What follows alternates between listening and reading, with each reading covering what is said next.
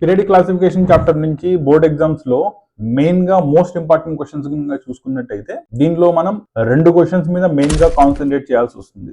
ఒకటి SPDF blocks ని explain చేయడం, రెండోది అయనైజేషన్ ఎనర్జీ అంటే ఏంటి, దాంట్లో ఫస్ట్ అయనైజేషన్ ఎనర్జీ ఏంటి, సెకండ్ అయనైజేషన్ ఎనర్జీ ఏంటి, and correspondingly second ionization energy first ionization energy కంటే కూడా ఎక్కువ ఉంటుంది. ఇది మనకు తెలిసిన ఫ్యాక్టర్, దాన్ని ఎక్స్ప్లెయిన్ చేయాలి. దీంతో పాటు ఫ్యాక్టర్స్ ఎఫెక్టింగ్ అయనైజేషన్ ఎనర్జీ, వీటి గురించి మెయిన్ గా ఎక్స్ప్లెయిన్ చేయాల్సి వస్తుంది.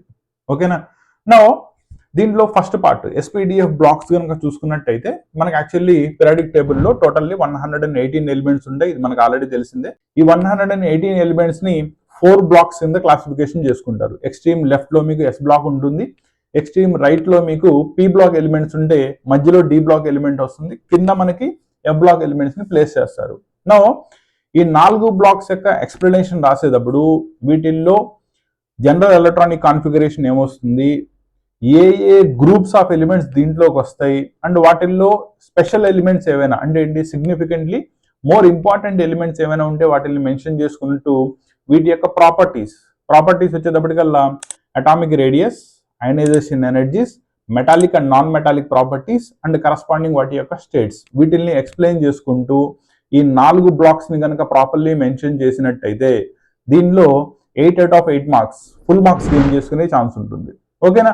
దీంతో పాటు అయనైజేషన్ ఎనర్జీ మీద కనుక అడిగినట్టయితే మీరు తీసుకున్న ఒక ఆటమ్ న్యూట్రల్ స్టేట్ లో గ్యాసియస్ ఫామ్ లో ఉండి దానిలో ఉండే అవుటర్ మోస్ట్ ఎలక్ట్రాన్ ని రిమూవ్ చేయడానికి మనం ఎంతైతే ఎనర్జీ స్పెండ్ చేయాల్సి వస్తుందో దాన్నే సింపుల్ గా అయనైజేషన్ ఎనర్జీ అంటారు. ఈ అయనైజేషన్ ఎనర్జీని in terms of kilo joule per mole లో కానీ లేదా కిలో క్యాలరీ పర్ మోల్ లో కానీ మనం డిస్కస్ చేస్తాం.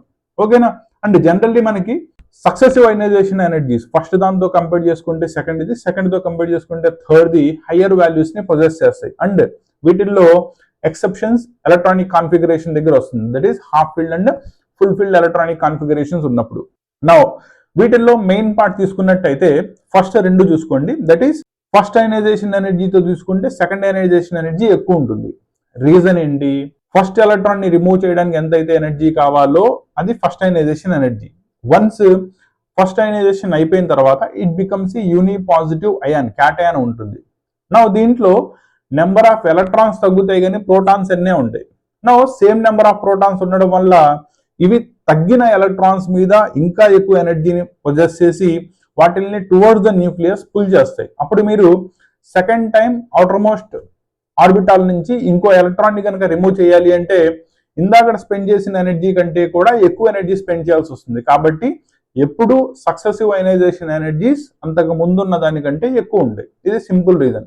నా ఫ్యాక్టర్స్ ని ఎక్స్ప్లెయిన్ చేయమంటే అయనైజేషన్ ఎనర్జీ పీరియాడిక్ ప్రాపర్టీస్ అన్నిటి మీద డిపెండ్ అవుతుంది, తెలిసిందే.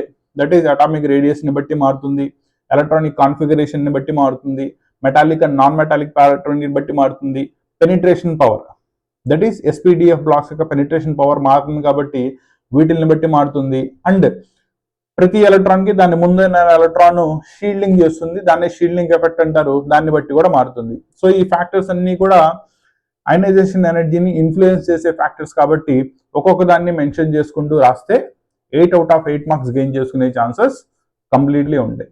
ఓకేనా? దాంతో పాటు పీరియాడిక్ ప్రాపర్టీస్ అనే చాప్టర్ నుంచి మీకు పీరియాడిక్ ప్రాపర్టీ అంటే ఏంటి, ఏమైనా 4 పీరియాడిక్ ప్రాపర్టీస్ ఇస్తాడు. ఇప్పుడు చెప్పిన వాటిల్లోనే అటామిక్ రేడియస్ కానీ, అటామిక్ వాల్యూమ్ కానీ, అటామిక్ సైజ్ అంటారు దాన్ని, ionisation energy, electron affinity, electron gain enthalpy అంటారు దాన్ని కూడా. నెక్స్ట్ దీంతో పాటు metallic and non metallic characters, వీటి మీద ఎనీ 4 పీరియాడిక్ ప్రాపర్టీస్ ఇచ్చి ఇవి గ్రూప్స్ లోను పీరియడ్స్ లోను వీటి యొక్క వేరియేషన్ ఎలా ఉంటుందో ఎక్స్ప్లెయిన్ చేయమంటాడు. ఇది కూడా మీకు ఒక 8 మార్క్స్ క్వశ్చన్ అడగచ్చు. ఇవి మెయిన్ గా ఈ చాప్టర్ నుంచి అడిగే 8 మార్క్స్ క్వశ్చన్స్. వీటి మీద ప్రాపర్లీ కాన్సన్ట్రేట్ చేయండి, మీకు ఈ చాప్టర్ నుంచి ఫుల్ మార్క్స్ గెయిన్ చేసుకునే ఛాన్సెస్ ఉంటాయి. ఓకేనా? నెక్స్ట్ క్లాస్లో మళ్ళీ కలుద్దాం. Class 11 and class 12 that is intermediate students యొక్క mathematics, physics and chemistry classes. దీంతో పాటు 10th క్లాస్ వాళ్ళకి mathematics and science classes, engineering వాళ్ళకి mathematics M1, M2, physics, chemistry and basic electronic classes completely మన అచ్చ తెలుగులో ఇన్ డెప్త్ కాన్సెప్ట్తో explain చేయాలనే సింగిల్ మోటోతో డెడికేట్ చేయబడిన channel Kasim sir academy Telugu. దీనిలో కంటెంట్ కనుక మీకు నచ్చినట్టయితే ఒక లైక్ చేయండి, సో దట్ ఇంకా ఫర్దర్ కంటెంట్ని మీ దగ్గరికి తీసుకురావడానికి మీ లైక్స్ అండ్ షేర్స్ అనేవి మాకు మోటివేషన్గా ఉంటాయి. కంటెంట్ బాగుంటే మీ ఫ్రెండ్స్తో షేర్ చేయండి. Thank you.